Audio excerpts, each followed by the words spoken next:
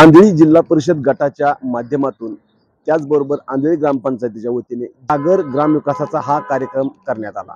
यामध्ये ग्रामविकास मंत्री जयकुमार गोरे यांचा भव्य नागरिक सत्कार करण्यात आला। त्याचबरोबर आंधळी गावचे दादासाहेब काळे यांचाही या ठिकाणी सत्कार करण्यात आला। या सत्काराला उत्तर देताना जयकुमार गोरे नक्की काय म्हणाले, तर ज्या बारामतीची ताकद पूर्ण देशात होती, राज्यात होती, त्या बारामती पुढे जर मी झुकलो असतो तर माझी आमदारकी सोपी झाली असती। मात्र जर माझी आमदारकी सोपी करायसाठी मी त्यांच्यापुढे झुकलो तर माझ्या मान तालुक्याला कदापि पाणी मिळालं नसतं आणि माझा मान तालुका पाण्यापासून वंचित राहिला असता। माझ्या मानच्या भूमीला पाणी देणं हे माझं कर्तव्य होतं आणि मी ते दिलं। मात्र ते पाणी देताना बारामती पुढे कधीही झुकण्याचा निर्णय मी घेतला नाही। मी एक रेशनिंग दुकानदाराचा मुलगा आहे आणि एका रेशनिंग दुकानदाराचा मुलगा मंत्री होतोच कसा, हा प्रश्न बारामती धारकांना पडला होता। मात्र हा माझ्या पक्षाने माझा केलेला सन्मान फार मोठा आहे। त्याचबरोबर इथं जनतेने दिलेली साथ ही सुद्धा मोठी आहे। मात्र माझं राजकारण संपलं तरी चालेल, पण बारामती पुढे झुकणार नाही, बारामती पुढे वाकणार नाही, असा एक त्यांनी सवाल त्या सभेतून केलेला आहे। यापुढे संपूर्ण भाषणात ते काय म्हणाले पाहूया या व्हिडिओच्या माध्यमातून। सगळा विषय बाजूला ठेवा। आज आपण या सगळ्यांना मला सांगायला मनापासून आनंद होतो की आज आपण प्रचंड ताकदीनं या राज्यामध्ये काम करतोय।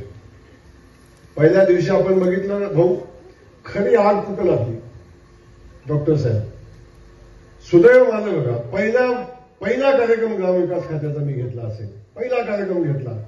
काय दिलं असेल पहिल्या कार्यक्रमा दिवशी?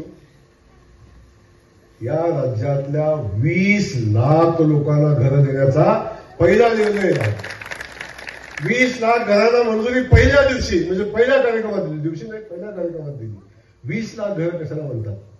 आज अनेक 72 घरं जी 7 वर्षात आली नाही, जी 7 वर्षात 10 वर्षात घरं आली नाही, ते आपण एका वर्षात 72 घरं आपण दिली। एका गावात नाही, सगळ्या गावात दिली। 20 लाख घराचा कार्यक्रम आहे। पहिला हप्ता पोचला, कामं चालू झाली। असे अनेक कामं, अनेक निर्णय। आता मला शिक्षक आले बघितलं, सामान्य माणसा कुठे गेलं आमचं बोलतो, एका निर्णयासाठी 2-2, 5-5 वर्ष संघर्ष केला। एका बैठकीत निर्णय झाले, त्यांचं काम झालं।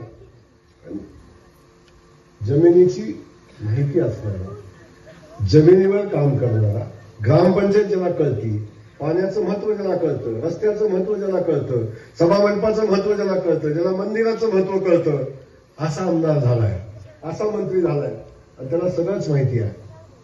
आणि भीती याची आहे, याची भीती आहे की हे नेतृत्व जर वाढलं पश्चिम महाराष्ट्रामध्ये, जर महाराष्ट्रामध्ये हे नेतृत्व वाढलं तर यांचा पक्षच मुळात 5 जिल्ह्यातला आहे आणि 5 जिल्ह्यातलं अस्तित्व सगळ्यात मजबूत असलं, जिथं अस्तित्व होतं तो सातारा जिल्हा, तिथं अस्तित्व ठेवल्याने नामशेष झाल्यात घडी। आता तेच सोलापुरात ते होतंय का काय? तेच कोल्हापुरात झाले, सांगलीत होतंय का काय? सांगलीत गेलं तरी गोरे, सोलापुरात गेला तरी गोरे, धाराशिवला गेला तरी गोरे, साताऱ्यात आला तरी गोरे। जळी काष्टी त्यांच्या गोरे दिसतो, दुसरं काय दिसत नव्हतं। म्हणून हे सगळं डॉक्टर झालं। कुणावर संकट येतात? संकट कुणावर आली? छत्रपती शिवाजी महाराजांच्या आली। संकट कुणावर आली? संकट कुणावर आली? महात्मा फुलेंच्यावर आली, सावित्रीबाईंवर आली। संकट कुणावर आली? अहिल्यादेवींच्यावर आली। मी तर त्यांच्या पायाची धूळ आहे, मी पायाची धूळ आहे त्यांच्या। पण जे चांगलं काम करतात त्यांच्यावर संकट येतात डॉक्टर साहेब। कोण मारे बाबळीच्या झाडाला दगड? सांगा बरं, कोण मारे?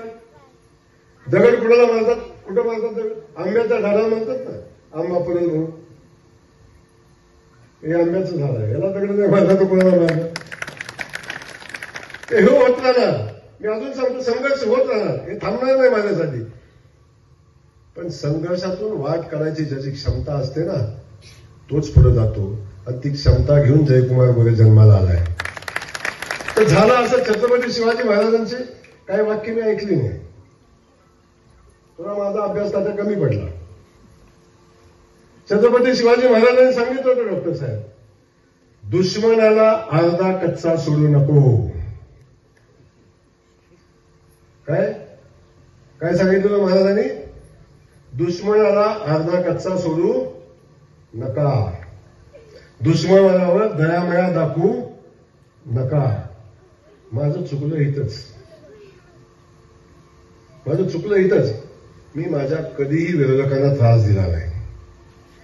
अनेकदा माझ्यावर संकट आणली, अनेकदा केसेस घातल्या, तरी ती परिस्थितीतून बाहेर पडलो की पुन्हा जाऊ दे मरू दे, झाला असेल केला असेल हे म्हणत राहिलो.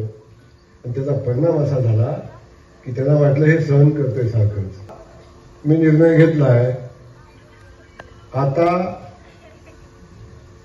कार्यक्रम केल्याशिवाय सुट्टी नाही. काय झालं असं नसतं, हे जीवन राहिलं की पुन्हा फणी काढते, म्हणजे काय कोणाचा खून नाही करणार मी. जीवन म्हणणार तुम्ही म्हणणार खून बी करतो, पण त्याला पुन्हा त्रास द्यायचा मापाचा ठेवायचा नाही एवढं पक्क. मी सांगितलं अनेकदा, आणि बऱ्याचदा डॉक्टर साहेब होते, शेवटी काय असतं वेळ यायला लागते आणि वेळ आल्याशिवाय या सगळ्या गोष्टी घडत नाहीत. म्हणून मी आपल्याला एवढंच सांगतो, अनेकदा मी म्हणतो बाबा आपण कुणाच्या नादी लागत नाही.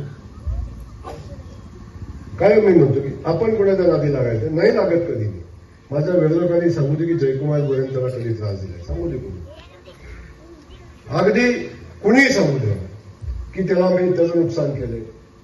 ते माझ्यावर गुंड म्हणून तर आता पाक अख्ख्या महाराष्ट्रात मला गुंड केलाय, अख्ख्या महाराष्ट्रात गुंड केला. आणि हे असली घाण भाषा वापरून माझ्यावर बोलतात. जर मी गुंड असतो तर यांची जीभ नसती का स्टेजवर जाऊन काढली. एवढं घाण बोलतात, गुंड सांगतात, एवढं बेकार बोलतात. मला नाही वाटत, तरी मला एवढं सहन केलं तरी मलाच म्हणतात आणि मी गुंड आहे. पण माहिती नाही काय. पण माझं एवढंच म्हणणं आहे की परिस्थिती शेवटी कुणी एक विचार करायचा असतो की मांजर सुद्धा माहितीये तुम्हाला, मांजर आहे ना घरात तुमच्या, दार लावून एकदा मांजराला मारून बघा कसं होते. एकदा दार बंद करा, मांजराला बाहेर जायला जागा ठेवू नका आणि मांजराच्या मागे लागा, बघा काय होते. येतं ना, इथे कुठे येते, खाली बिली चावत नाही, इथे येते. म्हणून मी सांगितलं अशी वेळ येऊ नका इथं याची, आता आली. म्हणून बाकी सगळं जाऊ द्या, पण मी आज या कार्यक्रमाच्या निमित्तानं आपल्याला एवढंच सांगेन, विकासाच्या बाबतीत, कामाच्या बाबतीत डॉक्टर साहेब मी शब्द दिलाय. 3.5 वर्षात माझ्या मतदारसंघातली 2 गावं सोडलं तर एकही गाव असं राहणार नाही जिथं पाणी पोचलं नाही. माझा शब्द आहे, त्या शब्दातनं कधी जयकुमार गोरे मागे गेला नाही. दादा बोलता सांगितलं, कोळकदेवानी चिंता करता तिकडे कसं होणार आहे, भांडवलांनी चिंता करता आमचं होणार आहे का नाही, तेल दरावाला म्हणतोय आमचं जमणार आहे का नाही, पांढरवाडीवाला म्हणतोय आमचं कसं होणार आहे. काही नाही, 3.5 वर्षाच्या आत यातल्या प्रत्येक गावाला जयकुमार गोरे पाणी देणार. लक्षात ठेवा, प्रत्येक गावाला जो शब्द दिलाय त्या शब्दातनं कधी मागागे नाही, कधी येणार. आणि माझा जन्मच मुळात यासाठी झालाय. आणि माझ्या आयुष्यातलं सर्वोच्च स्थान, ज्या स्थानाची मी अपेक्षा केली होती ना डॉक्टर साहेब, परमेश्वरानं मला दिलंय. आता मी चिंता करत नाही कशाची, आता सेवा करायची वेळ आलेली आहे. आता जी संधी आपल्याला मिळाली त्या संधीतनं लोकांची सेवा करायची वेळ आलेली आहे. आतापर्यंत मतदारसंघाची सेवा केली, आता राज्याची सेवा करायची वेळ आलेली आहे. मी धन्यवाद देईन माझ्या भारतीय जनता पक्षाला की ज्या पक्षानं माझ्यासारख्या सामान्य कुटुंबातल्या युवकांना संधी दिली. धन्यवाद देईन त्या माझ्या नेतृत्वाला, आदरणीय देवेंद्र फडणवीस साहेबांना की त्यांनी मला त्या राज्याचा मंत्री म्हणून काम करण्याची संधी दिली. नाही तर कोण हो, कारखान्याचा चेअरमन बघतात, खासदार आमदाराचा पोरगा बघतात. ही संधी दुसरीकडे मिळू शकत नाही, भारतीय जनता पक्षात मिळू शकते. तर जी संधी आपल्याला मिळालेली आहे. आता आपण बघतो ग्रामविकास खात्याच्या माध्यमातून आपण बघतो, आता असं एक काम नाही की जे ग्रामविकास खात्यातनं होत नाही. एक काम नाही असं, रस्ता ग्रामविकास खात्यातनंच होतो, मंदिराचं काम ग्रामविकास खात्यातनं होतं, ग्रामपंचायतीचं काम ग्रामविकास खात्यातनं होतं, महिला बचत गटाचं काम ग्रामविकास खात्यातच होतं. सगळे उमेद निवेद बचत गट सगळे की ज्या लोकांच्यावर माझ्या मान खटावच्या मातीनं जिल्ह्यानं प्रचंड प्रेम केलं अशा बारामतीच्या लोकांना सगळ्यात पहिली कळ लागली आणि जरा वाईट वाटायला लागलं की हा असं नाही करतो, हा सामान्य कुटुंबातला आहे, साधा माणूस आहे, रेशनिंग दुकानदाराचा पोरगा आहे, हे कसं काय आमदार होऊ शकतो. आमदार झालो हे 10 वर्ष मान्यच केलं नाही त्यांनी. 10 वर्ष गेली आमदार झालं, आता आमदार झालो मान्य झालं, आता मंत्री कसा झाला हे मान्य नाही होत आहे अजून पण नाही.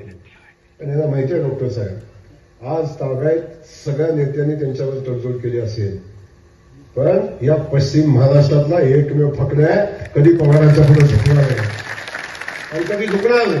माझं राजकारण संपलं तरी चालेल, कधी झुकलो नाही त्या बारामतीच्या पुढे. जर मी बारामतीच्या पुढे झुकलो असतो ना तर माझं आमदारकी सोपी झाली असती, माझी आमदारकी सोपी झाली असती, पण ते आपल्या शेतात पाणी आलं नसतं, आपल्या शेतात पाणी आलं नसतं. जर मी त्यांची गुलामगिरी स्वीकारली असती तर माझ्या मान खटावच्या मातीत पाणी आलं नसतं. माझ्या भागात आज जे विकासाची गंगा वाहते ती कधी वाहिली नसती, कारण बारामतीच्या दारात जाऊन बसल्याशिवाय माझ्या हातात काय राहिलं नसतं. हा एकमेव कधी आहे कधी बारामतीची पायरी शिवला नाही. दुःख ह्याचं आहे डॉक्टर साहेब, दुःख बाकी काही नाही आहे, दुःख या गोष्टीचं आहे. माझा विरोध त्यांना नाहीच आहे आणि बारामतीला तर बिलकुल नाही, पवारालाही नाही. माझा विरोध आहे ज्यांनी या माझ्या मातीला पाण्यापासून वंचित ठेवलं ना, ज्यांनी माझ्या मायमाऊलींचा आजपर्यंत पाण्यासाठी तडपडायला लावलं, माझ्या शेतकरी बांधवांना तडपायला लावलं, माझा विरोध त्यांना आहे. ज्यांनी माझ्या मातीत पाणी यायला विरोध केला त्यांना माझा विरोध आहे. माझी दुश्मनी कुणाशी आहे? ज्यांनी या मातीला पाण्यापासून विकासापासून वंचित ठेवलं त्यांच्याशी आहे.